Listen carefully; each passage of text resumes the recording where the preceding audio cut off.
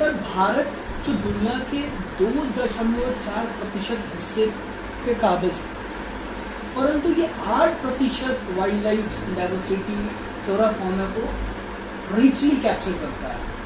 3 hotspots भी हैं, wild life diversity hotspot है।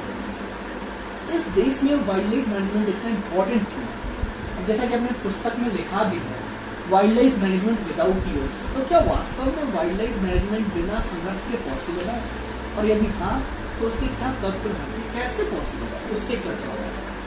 देखिए, ये आपने जो प्रश्न किया है जी, बहुत गंभीर प्रश्न है और हमेशा हर समस्या का समाधान आउट ऑफ बॉक्स करने वाला व्यक्ति की खोज पाता है।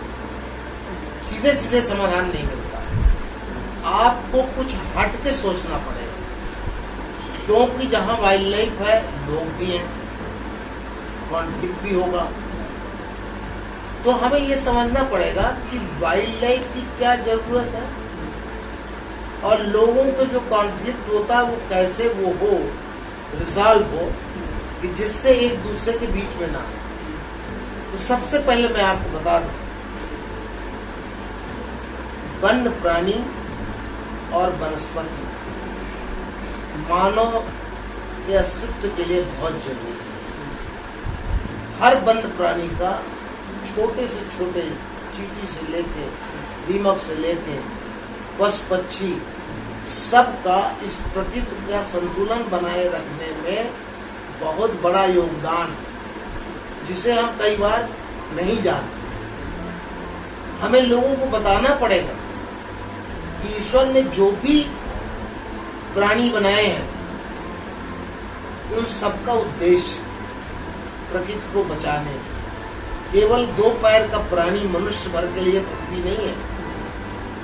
उन सभी जीव जंतुओं का अधिकार इस पृथ्वी में मनुष्य के बराबर है, क्योंकि प्रकृति को बचाने में उनका योगदान है। ये अलग बात है कि हम उनके योगदान को नहीं जानते।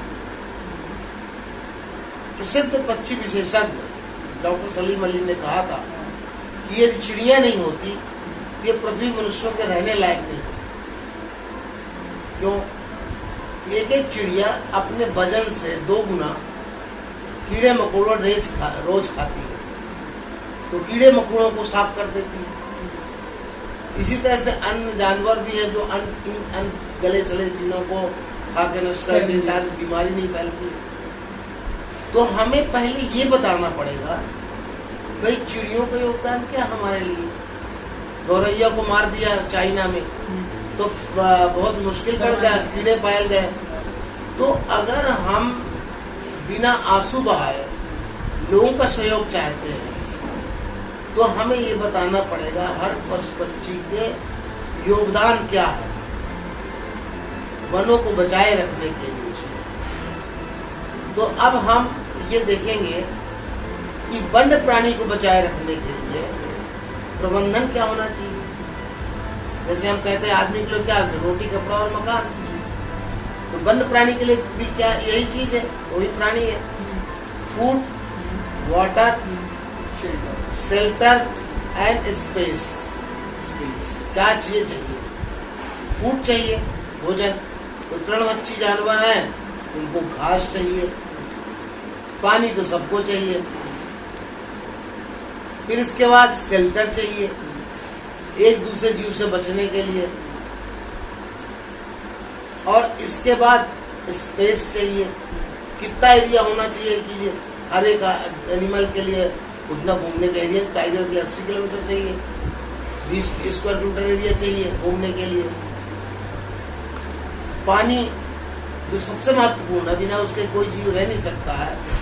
हर 3 किलोमीटर में पानी चाहिए। चीतल 3 किलोमीटर में नहीं पानी तो, और गर्मी भर नहीं है तो नहीं रहेगा वहाँ। सांभर को 5 मीटर, नीलगाय 5 मीटर तक में, टाइगर बिना पानी के रह नहीं सकता। तो अगर हम ये समझ लें कि वन्य प्राणियों की आवश्यकता क्या है और वहाँ उपलब्ध कराएं तभी तो वन्य प्राणी रहेंगे। अगर शाकाहारी वन्य प्राणी रहेंगे तो कार्निवोर्स जो है टाइगर, मांसाहारी, तभी तो रहेंगे उस एरिया में। फिर टाइगर कैसे रहेगा? शाकाहारी नहीं है तो टाइगर नहीं रहेगा। कहीं भी इसमें वो तो है। पेंच अभी हिंदुस्तान का हाईएस्ट प्रे बेस डेंसिटी का एरिया है। प्रति वर्ग किलोमीटर सबसे ज्यादा जानवर हैं, वहाँ 50,000 से ज्यादा चीतल है। तो ये इसलिए है कि मैंने वहाँ पर उन समस्याओं को हल किया जो जरूरी है। सबसे जरूरी क्या है? पानी। खाना तो है ही है, चीतल को खाना तो मिल जाएगा, और चीतल रहेगा तो टाइगर को खाना मिल जाएगा। तो सबसे बड़ी जरूरी क्या हुआ? पानी। वो हुआ पानी।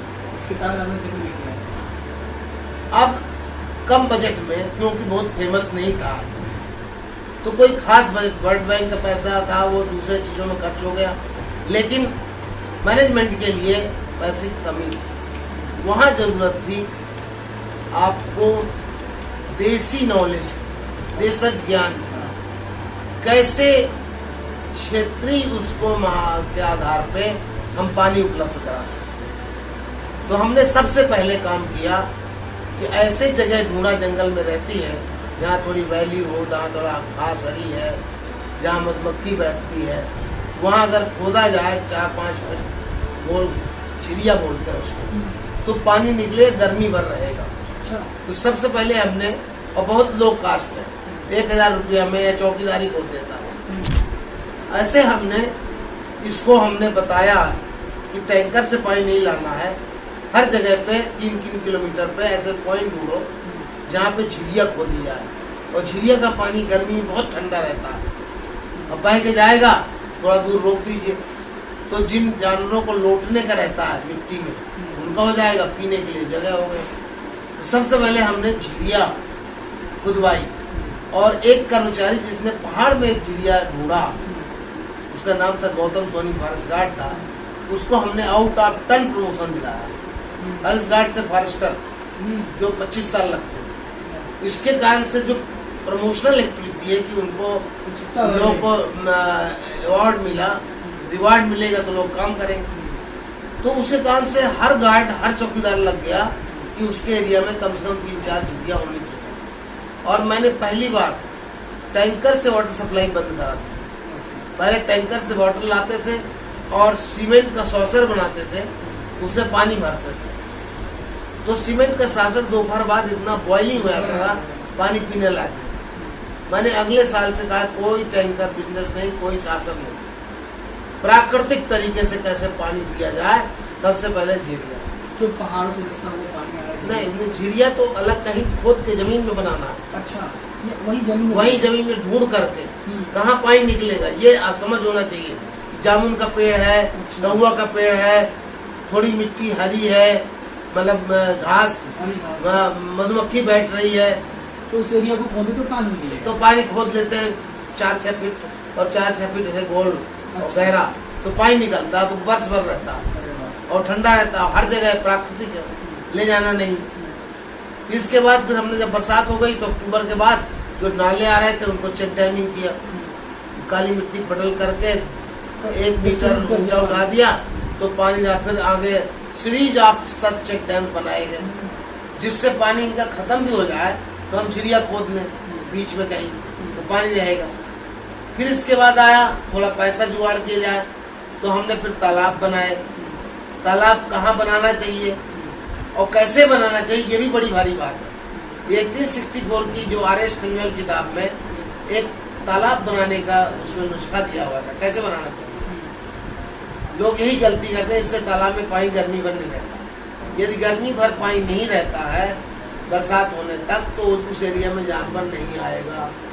इसलिए हमें तालाब ऐसा बनाना है जिसमें गर्मी भर पानी रहे, विश्वासघात न हो जानवरों के साथ, तो अगले साल नहीं जाएंगे, बाहर चले जाएंगे, माइग्रेट कर जाएंगे। तो उसमें उन्होंने बताया था कि छोटा नाला जहाँ जाए ऐसी जगह ले जहाँ पे थोड़ा सा पानी भरने की जगह हो। सकरा पॉइंट पे डैम बनाना है, तो 6 फीट चौड़ा क्रॉस नाला बनाना, गहरा खोदना है, हार्ड स्टार्ट आ जाए, फिर काली मिट्टी के लोटे बनाए जाए, हार्ड FTL तक जहाँ तक पानी भरता है, काली मिट्टी की पटल, फिर काली मिट्टी को धम्मस करके पानी डाल के बनाया, फिर दूसरी मिट्टी और बेस्ट पेड़ दे दिया।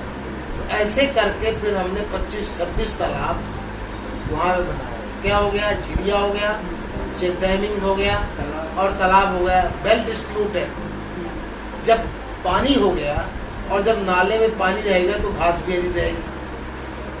और बंदर और चीतल का बड़ा संयोजन होता है।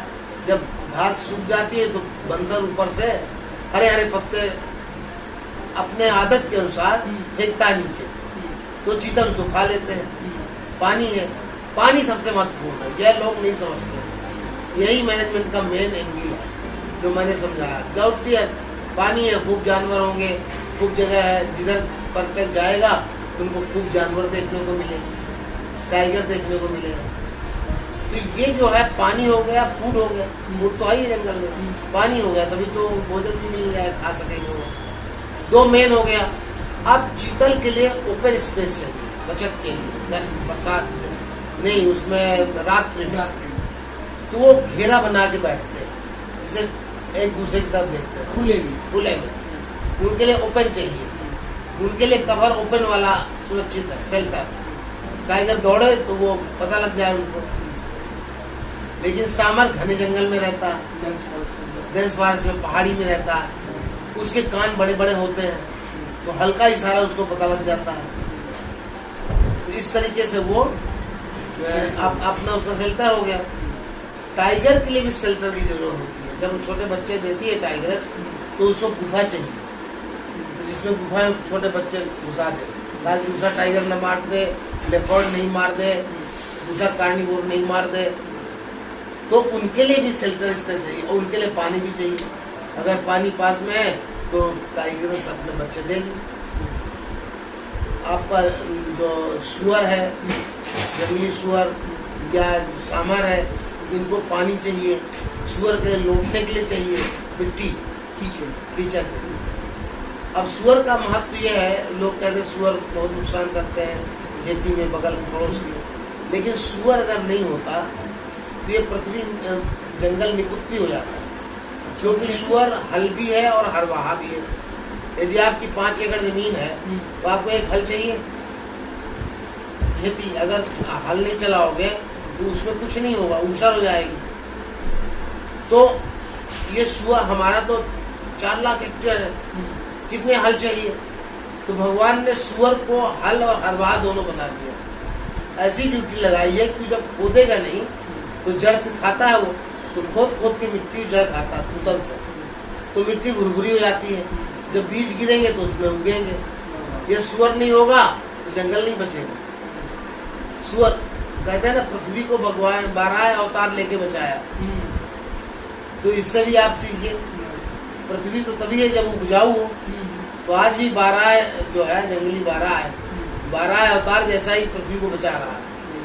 इसको हमें समझाना पड़ेगा, तब लोगों को समझ में आए कि इसकी महत्व है। तो इसी तरह से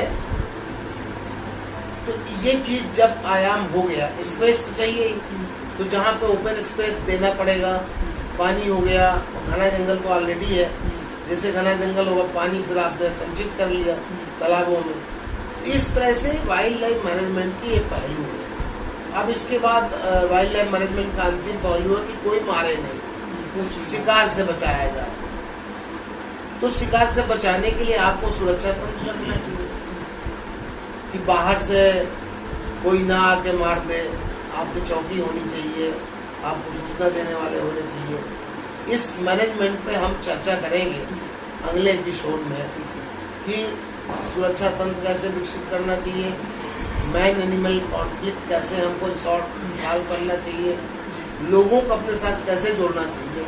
इन विभिन्न आयामों पे बात करेंगे। और दूसरा, टाइगर और इन एनिमल्स के कुछ बिहेवियर पे ही बात करेंगे, जिससे लोग जंगल में भी जा सके और डरे भी नहीं। कुछ दर्शकों की क्वेरीज भी आती है, कुछ फेमस टाइगर्स के ऊपर मुझे जानना है, पेंच के या भारत के टाइगर्स, कुछ टाइगर्स के ऊपर फेमस टाइगर्स। बिल्कुल, जैसे कि वहाँ का बहुत फेमस है कॉलर वाली टाइगर्स, जिसने 8 बार बच्चे दिए और 29 बच्चों का कंट्रीब्यूशन सिर्फ उसी का है। और जो उसके बच्चों माताएं जो थी उसके और मिलाओ तो एक टाइगर्स ने 50 बच्चे दिए, 50 कंट्रीब्यूशन। बड़ी फेमस अब तक की सबसे फेमस टाइगर्स है कांगड़ वाली, जो हमारे समय ही पैदा हुई थी वहीं पेच में। और वहाँ का जो चार्जर है, जो उसकी भी स्टोरी हम बताएंगे। मेल टाइगर जो चार्जर है, फेमस टाइगर है उसमें का। तो इस तरीके से हर क्षेत्र के अलग अलग टाइगर की कहानी है और लोग इसलिए देखने आते हैं। और लोगों को मैं चाहूँगा कि लोग जरूर पेच टाइगर घूमें और मोगली के उस जंगल बुक का अनुभव और आनंद लें। डॉक्टर सोनी हमारे साथ बात करने के लिए बहुत बहुत धन्यवाद। ये था प्रोग्राम गोपाल सोनी।